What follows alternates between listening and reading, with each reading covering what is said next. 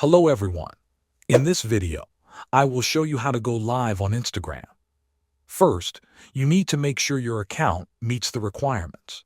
To go live, you usually need a public professional account, either a creator or business account, and at least 1,000 followers.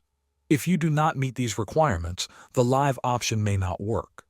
Now let's switch your account to a professional account. Open Instagram and tap on your profile icon at the bottom right corner of the screen. Once you are on your profile page, tap on the three lines at the top right corner. A menu will appear. Scroll down and find the option called Account Type and Tools, then tap on it. Next, tap on Switch to Professional Account and follow the instructions on the screen to complete the setup. After that, go back to the home page. Look for the plus icon, which is either at the top or bottom of your screen, and tap on it.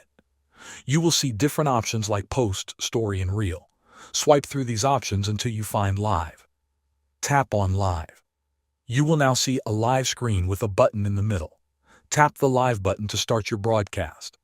If your account does not meet the requirements yet, a message will appear telling you to complete them first. Once you go live, your followers will be notified and can join your stream. Thanks for watching.